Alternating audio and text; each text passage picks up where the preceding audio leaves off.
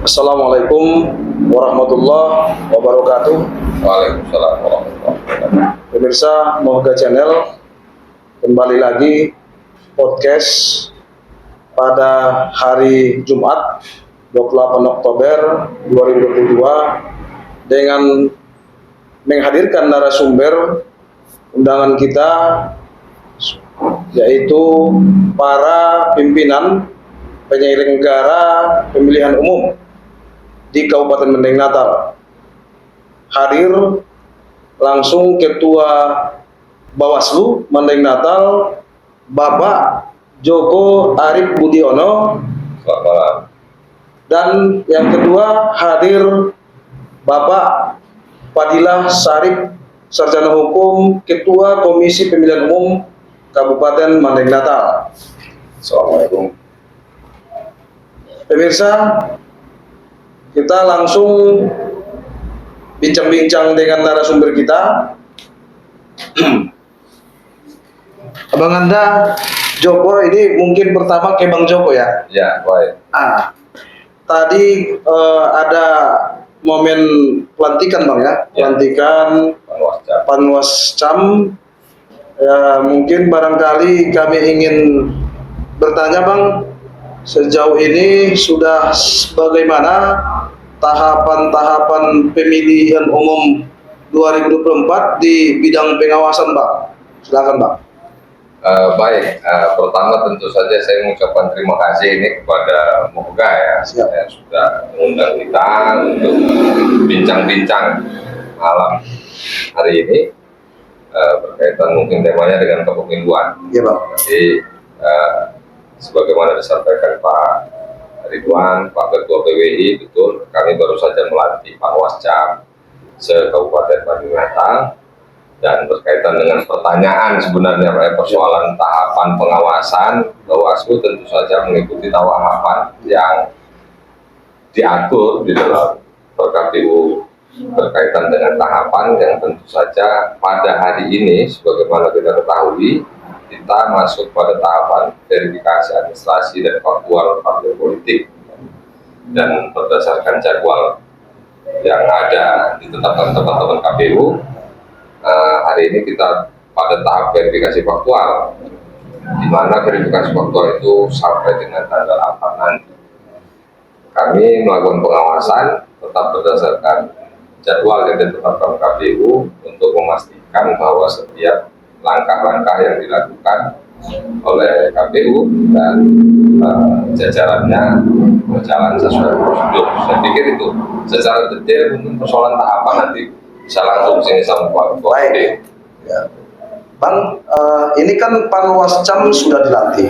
Ya. Barangkali kami ingin menanyakan nih, mereka apakah sudah langsung bekerja? Padahal setahu kita ini kan masih tahun 2022 Bang. Ya. Sementara pelaksanaan pemilu itu di 2024. Itu bagaimana Bang? Ya, begini, mereka sudah langsung bekerja dan terikat dalam etik penyelenggara sejak mereka dilantik. Persoalan apa yang akan dikerjakan kan begitu ya, akan dikerjakan. Tentu saja ini juga berkaitan dengan tahapan. Sebagaimana kita ketahui, tahapan berjalan adalah verifikasi faktual sampai dengan nanti mungkin Desember sampai dengan penetapan.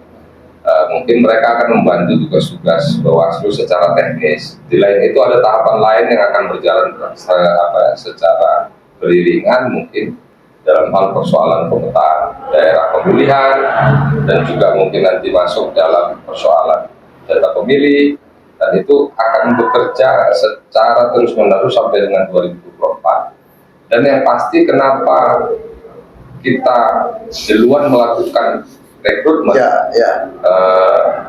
daripada teman-teman di KPU untuk jajaran di kecamatan, karena memang salah satu tugas dari Panwascam itu adalah mengawasi proses pemilihan jajaran ad hoc di KPU. Jadi itu sudah sebagaimana sebelumnya lebih dahulu kita biasa 1 bulan, karena nanti ke depan mungkin teman-teman KPU akan melakukan proses rekrutmen juga, dan itu bagian dari pengawasan dari teman-teman di Panwascam. Masa kerjanya Bang berapa bulan Bang? Sampai berakhir sampai hari ini kita belum apa ya, yang dilantik ini kan masih panwas pemilihan umum. Iya, panwas pemilihan umum Bang. Panwas Ya. pemilihan umum. Kita belum tahu skenario apa yang akan dibangun oleh pimpinan kita berkaitan dengan pilkada. Tapi melihat model keserentakan antara pemilu dan pilkada, ada kemungkinan mereka juga akan sampai dengan pilkada. Nah, kalau urusan sampai kapan, mereka akan berakhir selambat-lambatnya 2 bulan setelah tahapan selesai. Ya. Tahapan selesai kita tahu kan di dalam skenario tahapan yang dibawa teman-teman KPU sampai akhir bulan akhir 2024. Kemudian Bang, rekrutmen kemarin ada tidak kendala-kendala? Padahal ini kan informasi-informasi dari masyarakat, ada pihak-pihak yang merekomendasikan beberapa nama supaya dimenangkan di dalam seleksi panwas ini. Bagaimana Bang? Apa ada penekanan sama Bawaslu sendiri? Kalau penekanan yang tidak lah, bahasanya tidak penekanan. Tapi kalau harapan tentu saja banyak. Iya, iya. Betul kan? Siap. Harapan mereka sampaikan kepada kita itu wajar-wajar saja. Dan namun yang pasti Bawaslu juga melalui pedoman teknis pelaksanaan rekrutmen penyelenggara ad-hoc ini telah menyiapkan mekanisme yang tentu saja memang kami rasakan secara efektif bisa menyaring dan bisa meminimalisir lah harapan-harapan yang kadang-kadang terlalu banyak yang mungkin bisa membuat kita mungkin bisa mengganggu pikiran kira-kira. Dalam tahapan awal kita kemarin itu kan melakukan seleksi administrasi. Dari seleksi administrasi itu sendiri kita sudah terbantu dalam proses meminimalisir kemungkinan adanya bentuk imparsialitas terhadap partai politik. Karena kemarin itu ada beberapa, seingat saya ada sekitar 30 orang itu yang ternyata para pendaftarnya itu masuk dalam sipol.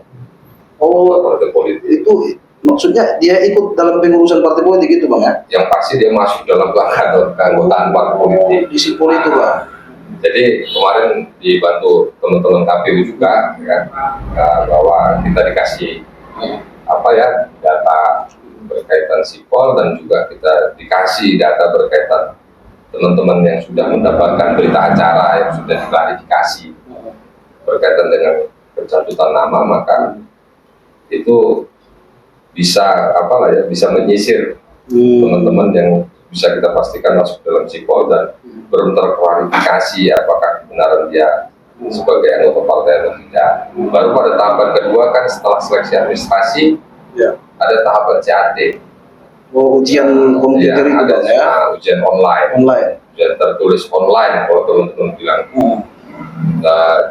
Di situ juga sebenarnya kan bukti keseriusan kita untuk melakukan seleksi secara transparan, terbuka dan menjaga kemurnian daripada hasil ujian tersebut. Memang sih di dalam pedoman teknis Bawaslu itu dimungkinkan untuk ujian manual, tapi memang Bawaslu Kabupaten Menatang memilih untuk melakukan ujian secara online agar supaya nggak muncul pendapat-pendapat miring lah saya pikir berkaitan dengan hasil ujian tersebut. Karena jika secara online itu mulai dari soal sampai servernya itu nggak ada sama kita, tapi ada di pimpinan melalui Bawaslu Republik Indonesia. Sehingga nilai-nilai itu juga tidak bisa kita otak-atik itu, karena memang sudah langsung begitu dia ujian langsung suara nilainya langsung direkam di server, dan ketika datang sama kita itu sudah ada peringkat dari 1 sampai sekian orang, dan berdasarkan juknis kita disuruh memilih 6 dengan memperhatikan keterwakilan perempuan. Oh, itu berapa persen Bang? Tetap Pak, sama dengan undang-undang itu 30%. 30%.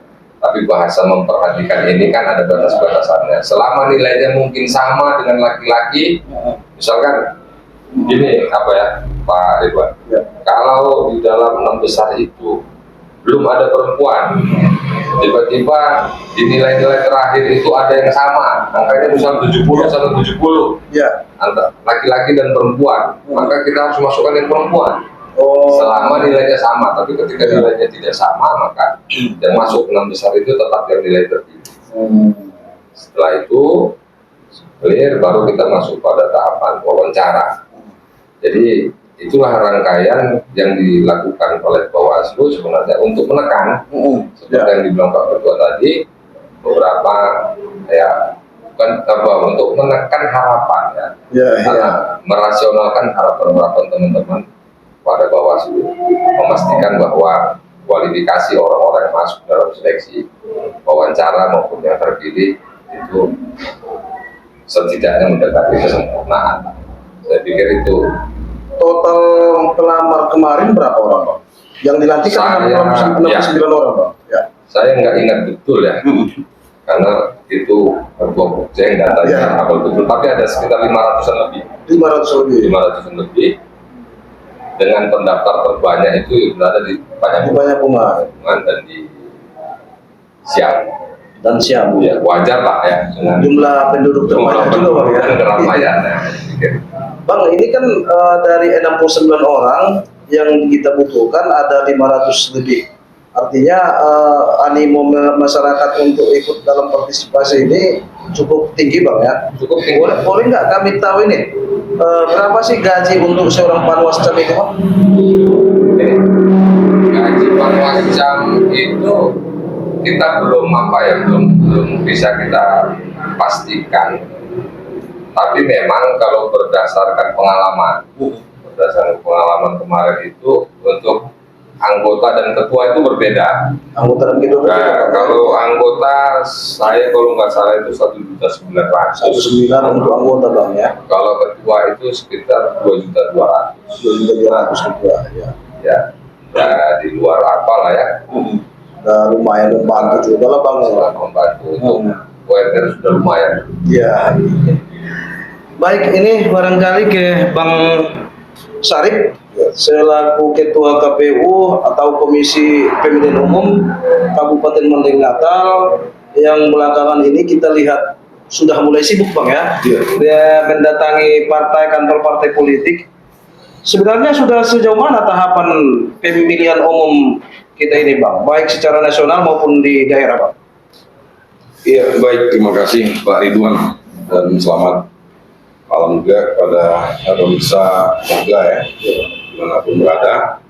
Perlu kami jelaskan bahwasannya sesuai dengan peraturan KPU nomor 3 tahun 2022 tentang tahapan dan jadwal, posisinya hari ini kita lagi melaksanakan proses tahapan pendaftaran dan verifikasi peserta pemilu yang nantinya sesuai dengan jadwal akan diumumkan oleh KPU RI itu di tanggal 14 Desember 2022 peserta pemilu. Peserta pemilu ini siapa? Untuk pemilu tahun 2024. Partai politik ya. Partai politik, ya. Nah, kemudian di di samping tahapan pendaftaran verifikasi partai politik yang lagi berjalan, di tahapan jadwal juga lagi kita mempersiapkan proses tahapan selanjutnya, yaitu proses pemutakhiran data pemilih dan penyusunan data pemilih. Itu nanti kita mulai di 14 Oktober sampai 21 Juni. Berarti sudah berjalan, Bang, ya? Sudah berjalan, ya. Kemudian juga tahapan yang selanjutnya juga kita akan melaksanakan proses persiapan penataan daerah pemilihan. Itu sesuai ketentuan yang diatur di PKPU 3 2022. Itu kita akan mulai di 14 Oktober startnya sampai nanti di 9 Februari 2023. Ya. Jadi untuk pemutakhiran proses tahapan pendaftaran verifikasi partai politik, hari ini kita lagi melaksanakan verifikasi faktual keanggotaan partai politik. Ada 8 partai politik ya untuk Mandailing Natal di luar Partai Senayan ya. Oh, di luar Partai Senayan, Bang. Senayan.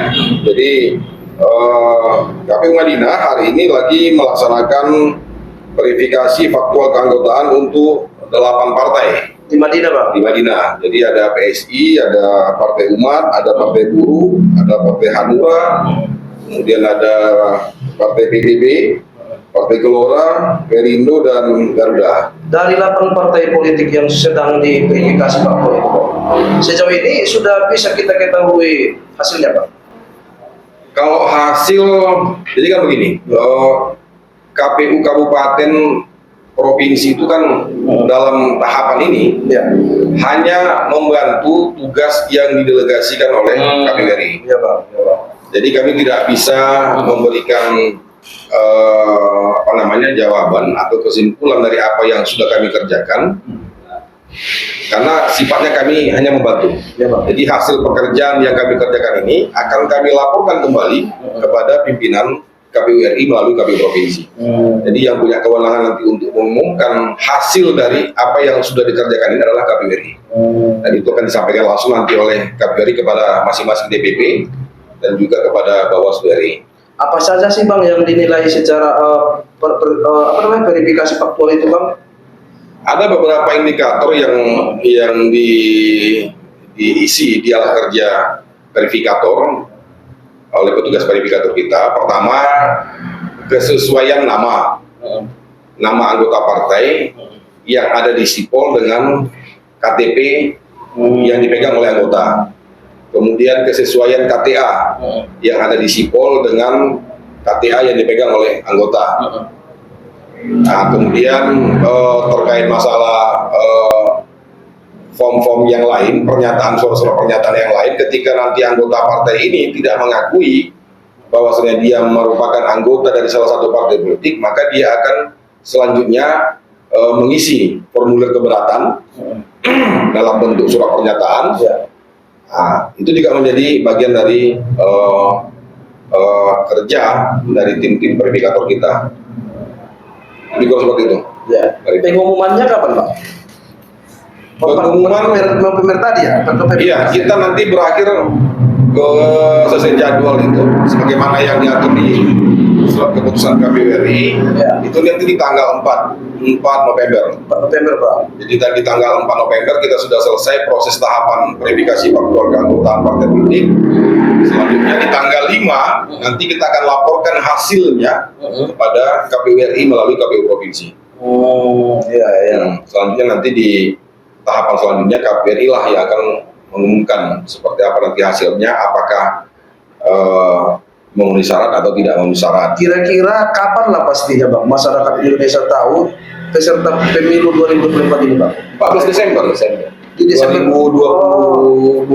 Di 14 Desember, Bang? Ya, Oh, 15 iya. Desember KPU RI akan mengumumkan secara resmi apa-apa saja partai politik yang akan menjadi peserta pemilu pada tahun 2024. Tapi secara umum yang bisa kita pastikan, yang jelas 9 partai politik Senayan sudah bisa dipastikan akan menjadi peserta. Jadi tinggal nanti tambahnya nanti di luar partai Senayan ini. Apakah partai-partai yang di luar partai Senayan ini ada yang ikut atau ada yang tidak ikut? Nah, ini lagi yang lagi berproses hari ini kan. Yang sudah di Senayan sudah pasti gitu. Sudah pasti. Baik, satu tadi Bang Abang jelaskan mengenai tahapan verifikasi data pemilih juga. Gitu. Pemutahiran dan persiapan penyusunan daftar pemilih. Nah, jadi Bang, tahapannya saat ini sedang berjalan seperti apa dan proses akan menerima data ini, Bang, berapa jumlah DPT ini yang mau kita verifikasi gitu kira-kira, Bang, ya? Bisa Jadi Bang jelaskan? begini, proses dari penyusunan daftar pemilih ini kan, ini juga banyak juga mungkin masyarakat, bahkan dari pihak pemerintah sendiri kadang-kadang mereka bukan tidak tahu, mungkin belum mengetahui secara utuh seperti apa proses daftar pemilih ini. Jadi perlu kita jelaskan, dalam hal ini KPU itu sifatnya hanya sebatas pengguna data. Jadi kita ini user pengguna data. Pemilik data itu atau ownernya itu ya pemerintah. Pemerintah juga, Bang, ya? Pemerintah sendiri. Dalam hal ini kalau di tingkat kabupaten, kota, provinsinya ya dinas kependudukan dan catatan sipil. Nah, jadi data yang ada di dinas kependudukan dan catatan sipil ini dikirimkan oleh mereka ke Kementerian Dalam Negeri. Oh, ke kementerian pertama. Ya, Bukan dia langsung ke KPU ya? bukan. Jadi database kependudukan yang ada di Dinas Kependudukan Catatan Sipil setiap provinsi kabupaten kota ini dikirimkan oleh Dinas Kependudukan Catatan Sipil kepada Kemendagri. Ya. Itu melalui Dirjen Adminduk, Bang ya? Oh salah, Dirjen Adminduk. Nanti Dirjen Adminduk lah nanti selanjutnya yang akan menyerahkan kepada KPU RI. Ke KPU RI. Ya, itu dalam bentuk DP4 namanya. Jadi DP4 ini daftar penduduk potensial pemilih-pemilihan, ini disingkat DP4 kan. Ya. Nah, berikut dengan DAK 2. Jadi DAK 2 ini adalah daftar agregat kependudukan yang itu nanti bertujuan untuk melakukan pemetaan daerah pemilihan. Ya. Jadi sebaran penduduknya di untuk persiapan tahun 2024 ini kecamatan A apakah ada pelonjakan atau bagaimana, karena ini juga berpengaruh kepada kursi, jumlah kursi di daerah pemilihan. Nah, jadi posisinya hari ini DP4 dan DAK 2 sudah diserahkan oleh Kementerian Dalam Negeri kepada KPU RI dan juga mungkin kepada Bawaslu RI, Bang ya. Ya. Jadi ini kami sifatnya sampai hari ini KPU Kabupaten Kota masih menunggu. Belum turun juga dari Masih menunggu DP4 dan DAK 2 yang sudah diserahkan oleh Kementerian Dalam Negeri kepada pimpinan kita KPU RI.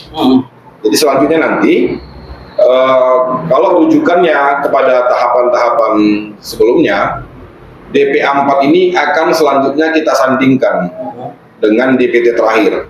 Jadi karena posisi hari ini tidak ada lagi istilah DPT terakhir, tapi yang ada itu DPB, daftar pemilih berkelanjutan, yang setiap bulannya itu terus kita update. Nah, mungkin nanti indikator untuk penyandingan datanya itu adalah DPB, daftar pemutahiran berkelanjutan yang sudah diupdate setiap bulannya oleh KPU Kabupaten Kota Provinsi di Indonesia. Jadi nanti hasil dari penyandingan ini akan selanjutnya kita turunkan nanti ke bawah jajaran kita setelah nanti terbentuk nanti PPK, PPS, maka akan kita turunkan ke bawah untuk selanjutnya nanti dilakukan kembali pencocokan dan penelitian.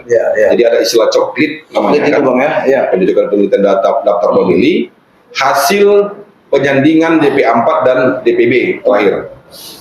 Nah, jadi hasil dari coklit ini nanti akan diserahkan kembali oleh petugas kita yang di desa.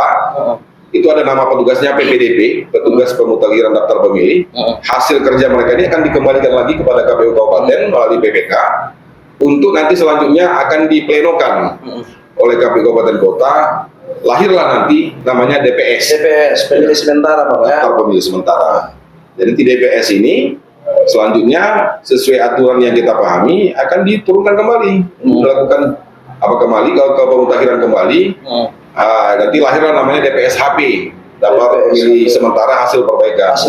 Sampai nanti setelah proses ini selesai maka lahirlah DPT. Itulah yang menjadi rujukan kita nanti sebagai untuk pemilih, Bang ya, sebagai dasar memastikan atau menentukan siapa yang berhak memilih Bang, di setiap TPS, setiap desa, kecamatan dan lain-lain gitu. Artinya Bang, ini kan sering jadi persoalan masalah pemilih ini, Bang, daftar pemilih. Artinya tidak ada, yang kami tangkap tidak ada situ kesalahan KPU dari daftar itu kan dari kependudukan daerah gitu ya. Itu ke Kementerian Dalam Negeri dan itulah yang di ke KPU RI dan ke KPU daerah gitu, Bang ya. Iya, jadi terkadang begini Pak Ridwan. Kita terkadang dalam menjalankan proses pemutakhiran ini terkendala kaitannya dengan regulasi. Jadi regulasi yang mengatur dan tentang data kependudukan itu kan mutlak dari Kementerian Dalam Negeri. Dalam hal ini Dirjen Adminduk kan. Jadi ketika data-data yang dibutuhkan oleh KPU dalam proses pemutakhiran dan proses penyempurnaan data ini, terkadang kita kewalahannya ketika kita minta data pembanding, kemudian data tambahan kepada Dinas Kependudukan. Terkadang itu tidak bisa diberikan oleh teman-teman dari Dinas Kependudukan karena terhalang regulasi. Jadi mereka juga punya aturan sendiri, undang-undang sendiri yang pada intinya di situ kan ada dimuat tentang data pribadi, kerahasiaan pribadi, Iya, Pak. yang itu tidak mungkin dipublikasikan oleh mereka. Iya, Pak. Jadi memang terkadang kendalanya di situ. Ada apa namanya, tidak konekan ya mungkin ya, komunikasi yang diakibatkan mungkin persoalan regulasi. Itu yang kendala-kendala yang dihadapi oleh KPU sendiri. Ditambah lagi terkadang ketika petugas kita turun ke lapangan melakukan pencocokan dan penelitian daftar pemilih, ada sebagian besar masyarakat kita ini kurang kooperatif. Ya. Kurang kooperatif dalam artian ketika tim kita turun menjumpai rumah ke rumah, masyarakat kita ini agak enggan menunjukkan baik KTP, kartu keluarga dan lain-lain. Jadi sehingga itu juga menjadi kendala petugas kita di lapangan. Nah, tapi nanti ributnya atau terjadinya masalah ketika nanti pada saat hari H. Ya, ya, di situ yang sering jadi komplain dia, Bang, ya. Nah, di situ baru terjadi masalah. Padahal di awal kita sudah coba Ya. untuk mendata ulang, melakukan pemutakhiran data untuk kesimpulan data ini, masyarakatnya terkadang kurang kooperatif kan. Nah, tapi ketika nanti di TPS nama dia tidak muncul atau permasalahan lain, ya baru nanti di situ baru timbul masalahnya. Jadi harapan kita memang mudah-mudahan kepada masyarakat khususnya Mandailing Natal ya supaya lebih proaktif dan kooperatif lah dalam menyempurnakan daftar pemilih ini untuk persiapan di pemilu tahun 2024 nantinya. Berarti, Bang, itu proses verifikasi data itu belum sampai ke lapangan, Bang, ya? Belum berjalan di Posisinya sampai hari ini seperti yang saya jelaskan tadi, KPU Kabupaten masih menunggu Mas menunggu, Bang, ya? DPA 4 dan DAK 2 yang sudah diserahkan oleh Kementerian Dalam Negeri kepada pimpinan kita KPRI untuk nanti selanjutnya kita melakukan penyandingan data dengan DPP atau daftar pemilih berkelanjutan yang terus kita update setiap bulan. Jadi posisinya kita masih menunggu di sampai hari ini. Iya, Bang. Sebelum lanjut, Bang, saya ingin ke Bang Joko ini. Dari proses verifikasi faktual partai politik tadi, ada tidak hal-hal temuan-temuan yang ditemukan oleh Bawaslu di lapangan, Bang? Ya begini ya, kalau verifikasi faktual ya. Ya, peserta pemilu tadi, Bang. Faktual kemarin sampai hari ini belum ada temuan ataupun belum ada kejanggalan prosedural yang dilakukan teman-teman KPU ataupun apakah ada perbedaan pelayanan yang dilakukan oleh teman-teman KPU. Karena memang seperti tadi dibilang Ketua KPU, kita di sini dalam proses verifikasi faktual ini tidak menentukan memenuhi syarat atau tidak memenuhi syarat ke sana. Iya, Bang. Prosedur yang kita awasi kan ketika teman-teman join ke lapangan, bertemu orang, sesuai tidak sesuai, batas itu nih. Iya, Bang. Ketika tidak bertemu, maka dinyatakan tidak dapat diketahui atau tidak dapat ditemuin. Nah, ketika tidak dapat ditemuin, ini nanti dipisahkan lagi. Apakah dia dikenal atau tidak dikenal? Nanti ada masing-masing itu ada cara yang dibuat. Caranya, Bang, ya. Jadi Mas, sampai hari ini dari hasil pengawasan kita, dari LHD yang kita kumpulkan dari semua tim yang ikut mendampingi teman-teman KPU dalam proses verifikasi faktual belum ada kendala. Belum ada temuan ya dalam artian pelanggaran belum ada. Tapi ya bagaimana hasil lagi-lagi nanti ini kan bukan mekanisme akhir. Proses ke lapangan ini bukan mekanisme akhir. Setelah ini masih ada lagi alternatif yang diberi kesempatan oleh PKPU untuk menghadirkan yang tak dapat ditemuin itu ke kantor Mungkin ada 3 opsi yang dimungkinkan dalam melakukan verifikasi faktual keanggotaan partai politik ini. Jadi yang pertama ini kita sudah melaksanakan opsi pertama, kita langsung jumpai orang-orang per orang. Iya, Bang. Kalau itu tidak berhasil atau mungkin ada beberapa yang tidak diketemukan, maka kita bisa dimungkinkan melakukan opsi kedua, menyampaikan kepada partai politik yang bersangkutan untuk mereka hadirkan anggota partai politik yang tidak ditemui oleh verifikator kita.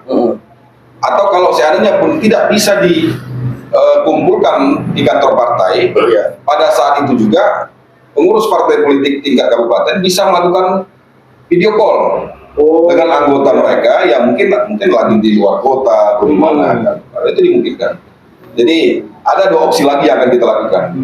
Jadi insya Allah mungkin ini di tanggal 29 besok ya, kita mungkin sudah selesai pada proses tahapan menjumpai langsung orang per orang. Maka selanjutnya mungkin ini juga kami akan melaksanakan rapat lanjutan terkait melakukan rekapitulasi hasil verifikasi faktualnya. Nanti partai A berapa yang sudah ditemui, berapa yang tidak ditemui kan, berapa yang tidak menunjukkan KTA, berapa yang sudah menunjukkan KTA. Ini akan kita lakukan tabulasi, rekapitulasi.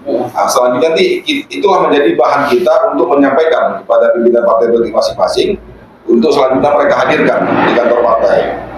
Jadi kita kejar target sebelum tanggal 4 ini proses ini sudah selesai. Iya, Pak. Ya. Untuk selanjutnya tanggal 5 nanti kan kita laporkan hasilnya kepada pimpinan kita KPI melalui KPU provinsi. Jadi kan Bang, Panwas tadi sudah pelantikan, Panwas kecamatan. Ya. Penyelenggara teknis KPU sendiri kapan sih melakukan rekrutmen PPK di kecamatan, Bang? Ya, sampai hari ini kita belum ada menerima peraturan KPU terkait dengan pembentukan badan ad hoc. Jadi kita sifatnya masih menunggu. Kemungkinan dalam waktu dekat mungkin pimpinan kita KPRI akan melaksanakan RDP dengan Komisi 2 DPR RI dan juga dari pihak pemerintah untuk merampungkan regulasinya, PKPU-nya kan. Jadi nanti setelah PKPU-nya turun, maka selanjutnya akan dibarengi biasanya dengan surat keputusan yang kaitannya dengan tahapan jadwal. Ya. Jadi kami belum bisa memberikan jawaban kapan. Termasuklah barangkali tahapan proses rekrutmennya, Bang ya. Iya. Sistem ujiannya bagaimana? Iya. Apa? Iya. Tapi kemungkinan ada hal yang baru, kemungkinan yang akan kita laksanakan di periode persiapan pemilu 2024 ini, yang dari sebelumnya mungkin prosesnya untuk proses pendaftaran calon anggota PPK PPS itu melakukan dengan cara manual. Jadi ada dokumen calon PPK PPS itu dalam bentuk manual, dalam bentuk hard copy. Ya. Mungkin dalam periode ini, mungkin dalam tahapan ini atau event ini, itu akan dilakukan secara online. Secara online. Ya, jadi KPU tidak menerima berkas hard copy lagi, tapi nanti peserta atau calon PPK PPS bisa melakukan proses pendaftaran secara online melalui aplikasi namanya Siakba. Jadi Siakba ini singkatan dari Sistem Informasi Anggota KPU dan Badan ad hoc. Jadi sampai Pak Ridwan pun nanti mau mencalonkan anggota KPU setelah periode kami selesai, ya, Pak Ridwan juga nanti harus memakai aplikasi Siakba ini. Siakba ini, Bang ya. Untuk nanti ikut menjadi atau mencalonkan diri sebagai calon KPU kabupaten. Kalau memang ada niat. Kami mungkin sudah 2 periode ya. Sudah periode apa ya? Tidak bisa lagi mungkin. Sudah ke KPU provinsi lagi tuh kira-kira. Ya, mudah-mudahan. Ya, kita lihat sudah akan diminum, Bang. Ya, seperti apa nanti ada arahan dari Ketua Bawaslu. Baik, pemirsa Moga Channel, kami sekedar memberitahukan bahwasanya podcast kita ini disponsor salah satu warung Kamil khas ayam kampung yang beralamat di Jalan Lidang Penyambungan, dan juga ada Kiki Eyelash, produk-produk kecantikan yang beralamat di Piluing Lombang, Kecamatan Penyambungan. Dan kita kembali ke Bang Sarip nih, KPU Mending Natal.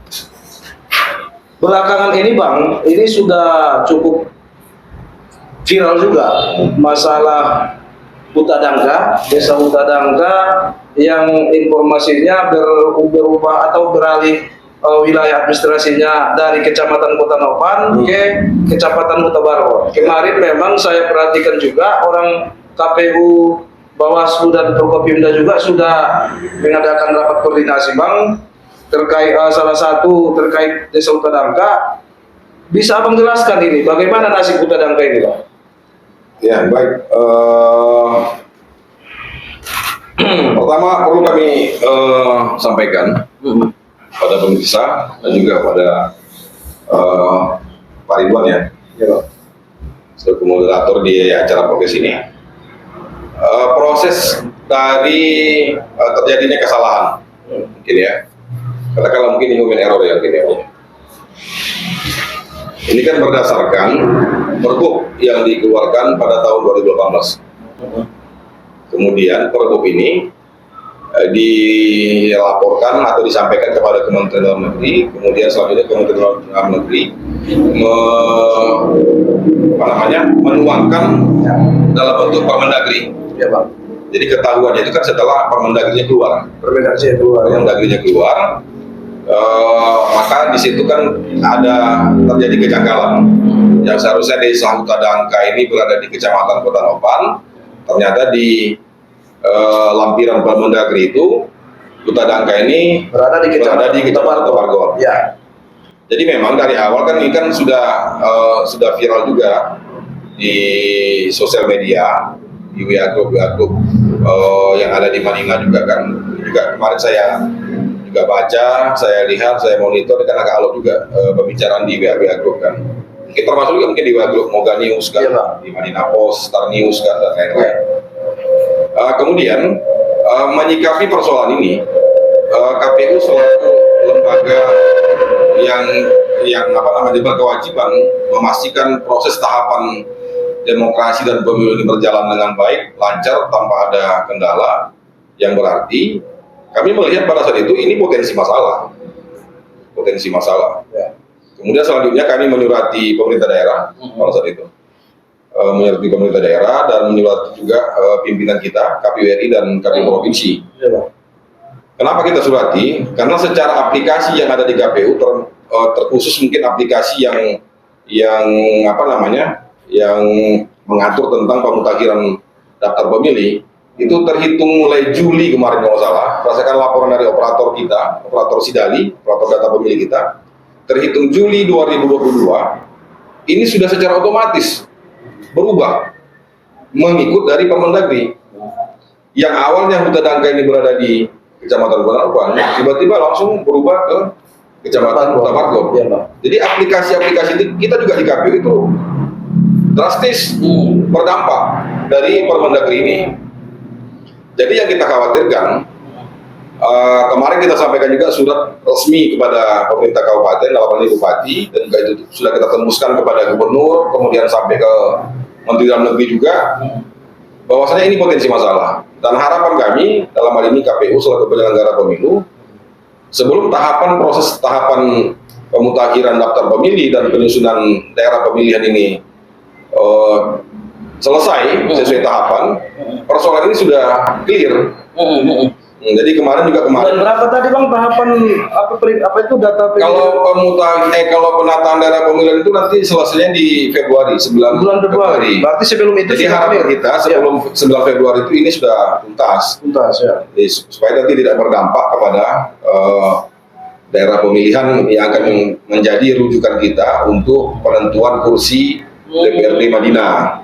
Jadi kan yang kita khawatirkan kan seperti penentuan jumlah kursi terdapil gitu Bang ya. Ya, karena kan juga waktu Kopi Morning kan kemarin juga kita sampaikan kepada pemerintah daerah, kepada Forkopimda, ya kalau ini nggak segera selesai atau nggak segera dituntaskan, pasti akan berpengaruh dan faktor apanya juga sosial dan psikologisnya pasti ada. Ya. Kan nggak mungkin juga nanti masyarakat Kota Nopan yang ada di Hutadangka dipaksa memilih ke sana, di Kota sana. Kemudian kami juga akan kewalahan juga nanti pada saat perekrutan petugas ad hoc-nya, PPS-nya, KPPS-nya kan. Iya betul Bang. Kemudian juga nanti akan berdampak juga kepada mungkin bisa berpengaruh juga kepada jumlah kursi. Karena kan DPT kemarin terakhir itu lebih kurang 700 pemilih di Hutadangka ini. Ya 700 pemilih dipindahkan secara apa kepada Kecamatan Utapargo yang notabene dapil 5, ya ini kan juga nanti bisa berefek kepada jumlah kursi. Nanti mungkin aja nanti jumlah kursi dapil 5 bertambah, dapil 2 ya berkurang. Iya, jadi kan ini kan akan menjadi masalah di kemudian hari.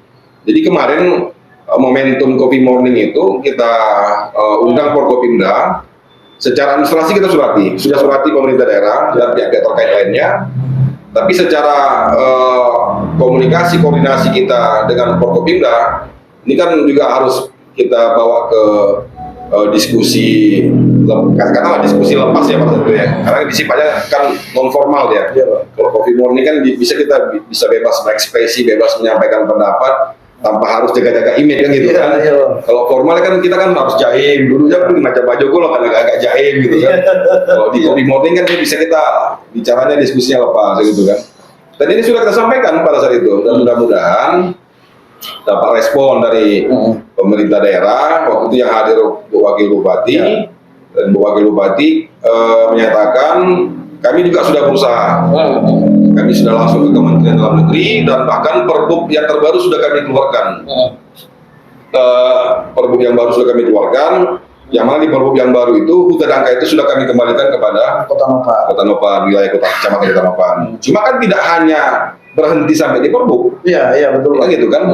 Kan tidak mungkin juga Perbup ini bisa menganulir Permendagri. Permendagri ya, Secara, mungkin Bang. ya secara ini kan nggak mungkin. Ya. Jadi memang harapan kita kemarin, ya kalau bisa ya pihak pemerintah daerah harus lebih serius lah, harus proaktif untuk jemput bola, katakanlah jemput bola ke Kementerian Dalam Negeri supaya ya Permendagri yang sebelumnya ini bisa direvisi seperti itu. Ini Bang khusus ke pilkada Bang. Pilkada nanti tahapannya apakah sama dengan pilpres dan legislatif atau seperti apa Bang? Pertama yang perlu kita jelaskan, tahapan pilkada itu belum keluar atau belum turun. Jadi kita tidak bisa berandai-andai.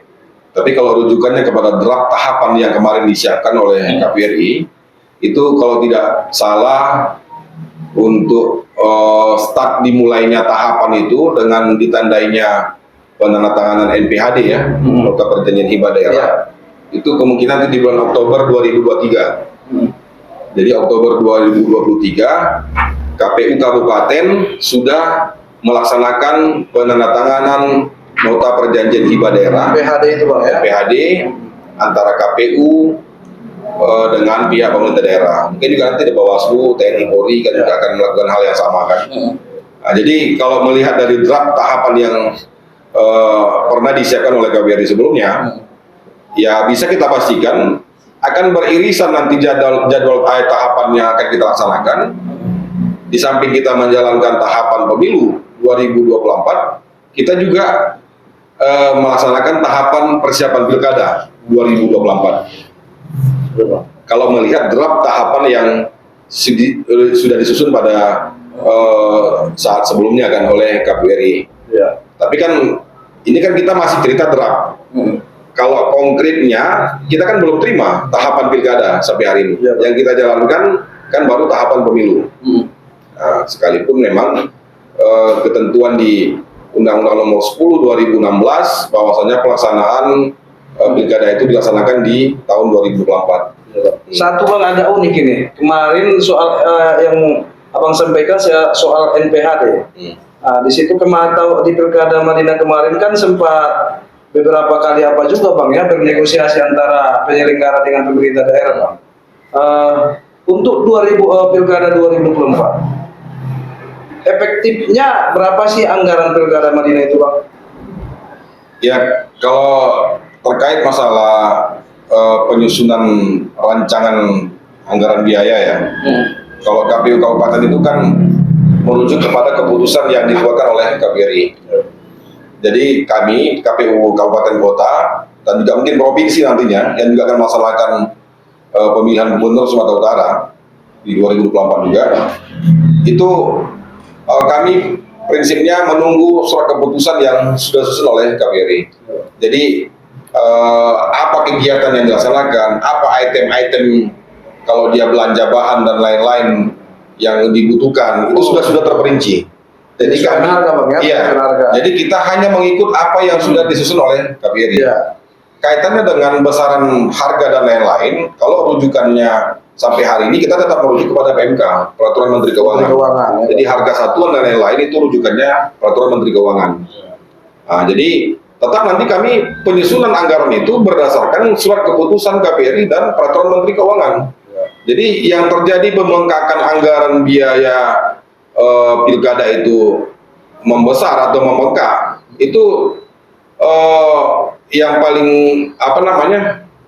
yang paling nyata itu adalah besaran honorarium ad hoc-nya. Hok bang ya, itu Jadi- yang bengkak itu bang ya. Iya, jadi kan kalau rujukan kita kepada peraturan Menteri Keuangan yang terbaru, kalau standar PPK itu kan yang panitia pemilihan kecamatan Iya.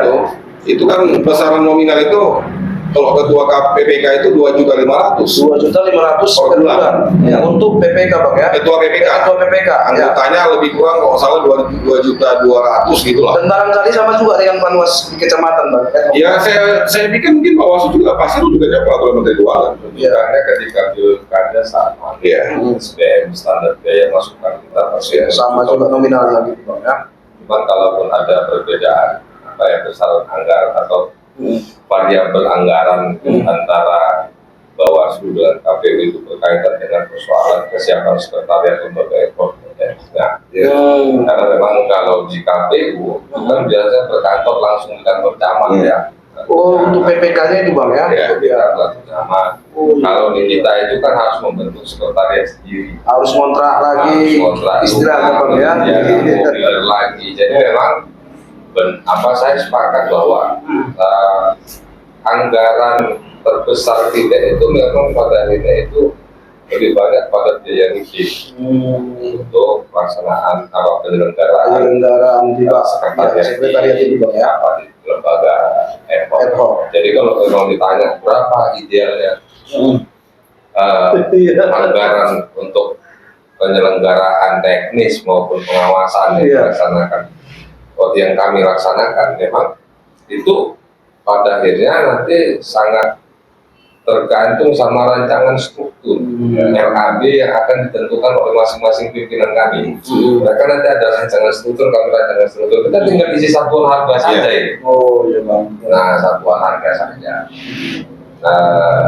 Dan nanti tinggal negosiasi dengan di sini.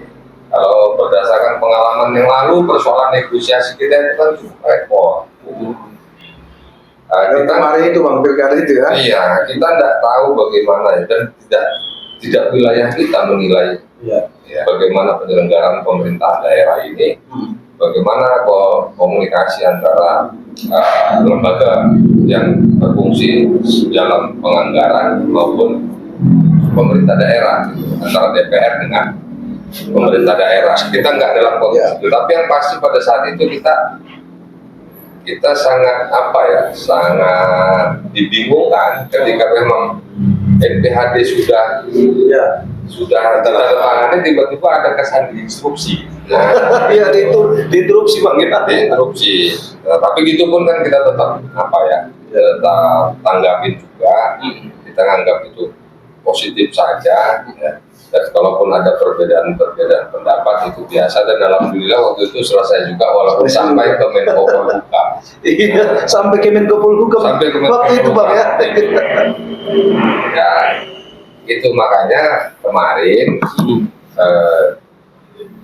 sebenarnya pimpinan kami juga pernah mengingatkan pada kami lah ya, bahwa kalau coba dibangun komunikasi dengan pimpinan daerah, dengan pemerintah daerah, kalau memang besaran anggaran kita itu terlalu besar, sebenarnya PP 54 berkaitan dengan hibah pilkada ini memungkinkan untuk dilakukan penganggaran secara multi-years. 2 tahun anggaran. 2 tahun anggaran berarti sudah harus dimulai 2022 bang ya. Sebenarnya harus idealnya seperti itu. Dengan draft surat ini daerah. Mencicil istilahnya bang. Nah, misalkan dibutuhkan 100%, hari ini mungkin kita bisa lah kasih anggaran 25% dulu dulu. Ya, tahapan nanti belum jalan kan, pertanyaan begitu ya, tidak apa-apa, bukan berarti anggaran ini diserahkan langsung kepada KPU, Bawaslu, kepolisian. Silakan dikas daerah. Tapi dia merupakan sudah ada peruntukannya. Itu berjalan nggak itu bang? Ya sampai hari ini belum. Dan kita belum pernah dipanggil nih. Kita udah bersurat ke pemerintah daerah dan kita berdua belum dipanggil untuk melakukan pembahasan. Jadi pada saat kopi morning kemarin kita juga sudah singgung juga nih. Kaitannya dengan apa yang disampaikan oleh Ketua Bawaslu tadi. Karena kita sudah memasukkan surat resmi kemarin terkait persiapan usulan rencana anggaran biaya untuk pilkada 2024. Jadi memang harapan kita kemarin dengan sudah dimasukkannya permohonan RAB untuk persiapan pilkada 2024 ini, ya pemerintah daerah dalam hal ini mungkin dari APD mungkin ya, dari tim anggaran pemerintah daerah, mungkin juga nanti bisa dilibatkan juga dengan dari badan anggaran DPRD, ya untuk mendiskusikan di awal. Jadi kita tidak mau lagi ada miskomunikasi sebagaimana yang kejadian pada 2020 kemarin. Malu kita kan sampai ke Kementerian Dalam Negeri, sampai turun tangan langsung Menko Polhukam, Komisi 2 DPR RI, Mendagri. Bicara soal Madinah. Iya. Luar biasa. Karena hanya Madinah sebetulnya. Tapi termasuk lagi Madinah. Termasuk lagi Madinah. Ini kan ya intinya ya kita harus juga bisa inilah jadikan ini sebagai momentum untuk lebih matang lagi ke depannya.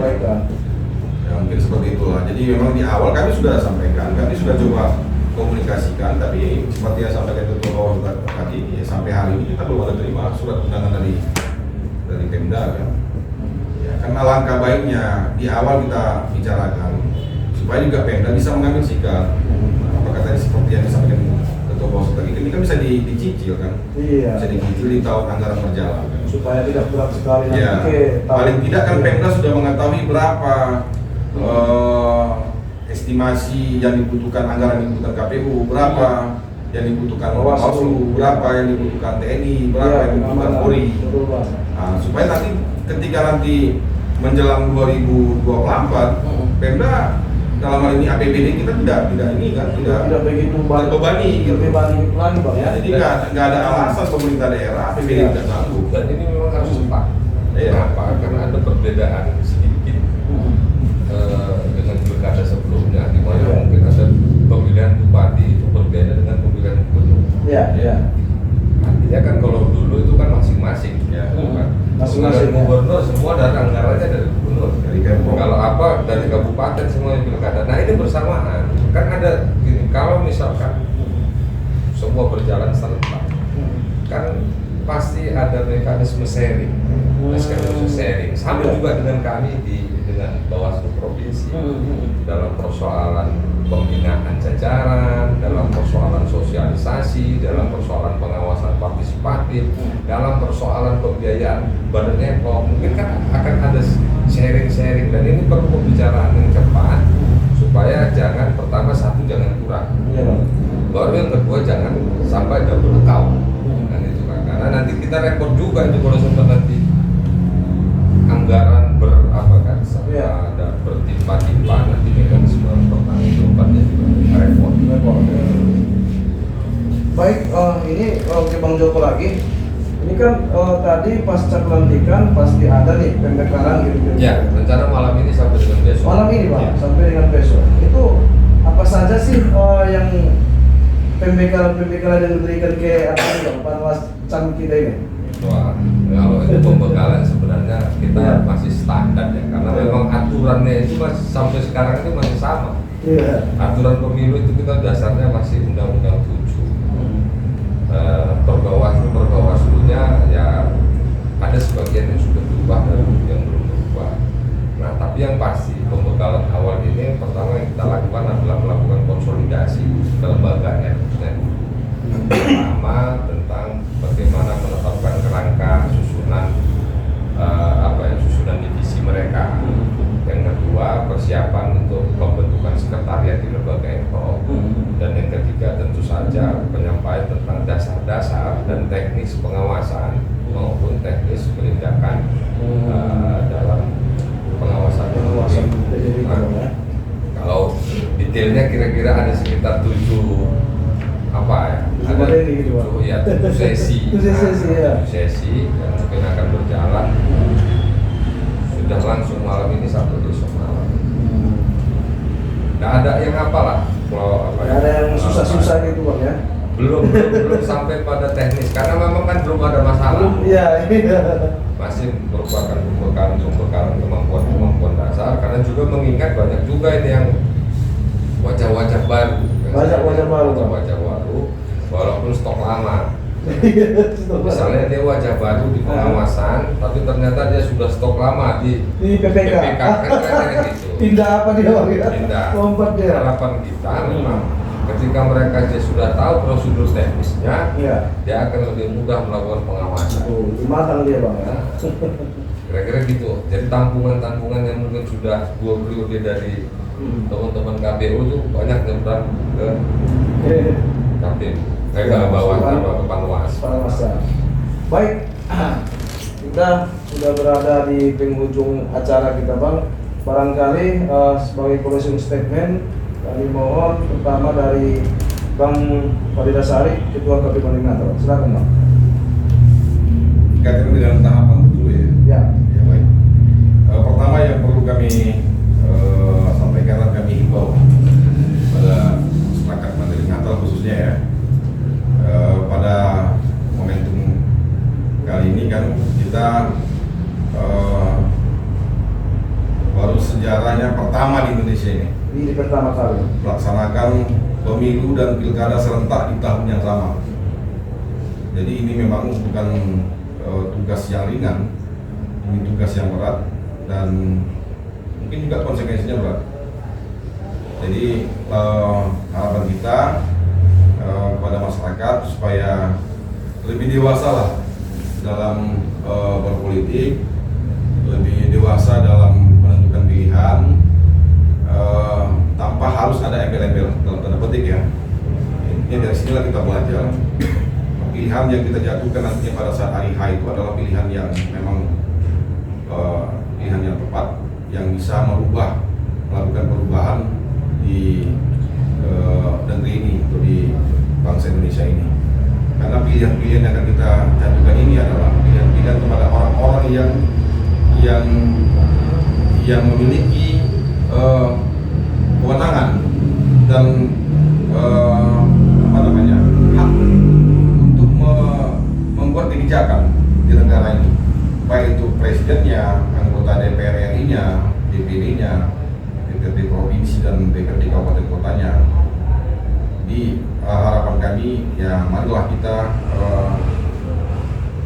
membangun suasana demokrasi yang lebih baik lagi dari pemilu-pemilu sebelumnya, sehingga harapan kita dengan selesainya nanti proses tahapan pemilu ini akan melahirkan kader-kader bangsa atau pemimpin-pemimpin bangsa yang memang tahu dan mengerti apa sebetulnya permasalahan yang lagi dihadapi oleh bangsa ini. Demikian. Silakan Bang Joko. Baik, closing statement ya. Ya. Pernyataan penutup, pernyataan kalau bilang pernyataan ini kepanjangan sebenarnya. Tapi saya ingin mengulas sesingkat mungkin bahwa seiring mungkin dengan disampaikan oleh Pak Sarif tadi bahwa pemilu sesungguhnya karena adalah sebuah prosedur untuk melakukan sirkulasi kepemimpinan dalam sebuah negara yang bisa dilakukan secara beradab. Maka harapan kita semua masyarakat Indonesia maupun Mandailing Natal khususnya bersyukurlah bahwa kita ada pemilu. Andai kata nggak ada pemilu, nggak bisa kita bayangkan bagaimana proses sirkulasi kepemimpinan di dalam sebuah wilayah. Jadi bentuk dari rasa syukur kita itu, maka yang pertama seperti tentu saja harapan teman-teman KPU bahwa mari kita berpartisipasi dalam setiap tahapan, dan bagi kami di pengawasan mari dalam berpartisipasi di dalam setiap tahapan dengan tetap menjaga prosedur dan rasa keadilan. Jadi tagline kita kan di situ, kita awasi sama-sama masyarakat untuk apa? Untuk menjaga rasa keadilan dalam proses penyelenggaraan pemilu. Karena memang pemilu yang tidak memenuhi kualifikasi rasa keadilan masyarakat, maka dianggap bukan merupakan pemilu yang dapat melahirkan produk kepemimpinan yang baik. Saya pikir Bawaslu sangat menyadari bahwa kualitas pemilu tidak bisa hadir dan menjadi baik hanya karena Bawaslu atau hanya Taufik, ada peran partisipasi masyarakat yang sangat kita butuhkan. Jajaran kami secara kuantitas sangat sedikit untuk bisa melakukan pemantauan terhadap perilaku para pemilih. Ditambah juga memang secara kualitas memang sangat tergantung dengan kondisi wilayah kita, ditambah dengan banyaknya goda-godaan maupun ancaman. Jadi memang salah satu tantangan dari pengawas pemilu ini Pak Ridwan ada dua. Ya. Satu, kalau nggak godaan ya ancaman. Ancaman dua itu ya. Kebiasaan kita tahan sama ancaman, tapi hati-hati Godaan ini dengan yang luar godaan. biasa. Jadi Ya. harapan kita memang Bawaslu berharap bahwa partisipasi masyarakat dapat hadir seoptimal mungkin, sehingga beberapa kelemahan Bawaslu dalam proses pengawasan, apakah itu dari sisi kuantitas jajaran, itu bisa tertutupi lewat partisipasi masyarakat. Bagaimanapun bahwa yang menikmati dari hasil pemilu itu sendiri adalah masyarakat. Ending dari pemilu adalah sebuah kebijakan yang berpihak kepada masyarakat, seorang pemimpin yang berpihak kepada masyarakat. Saya pikir itu. Terima kasih. Pemilu, pilpres, pileg, pilkada tidak akan berjalan dengan baik kalau hanya KPU selaku penyelenggara di teknis, Bawaslu selaku penyelenggara di pengawasan. Tetapi peran aktif seluruh masyarakat, partisipasi semua rakyat itu akan membantu suksesnya pelaksanaan pemilu 2024. Kami undur diri. Kami mohon maaf apabila tadi selama penayangan kami ada kesalahan dan kekurangan, dan kami tidak lupa mengajak semua pemirsa Mohoga Channel, semua masyarakat Mandailing Natal, like, komen, dan subscribe YouTube Mohoga Channel. Informasi, edukasi, dan hiburan karya anak Mandailing Natal. Terima kasih. Assalamualaikum warahmatullahi wabarakatuh.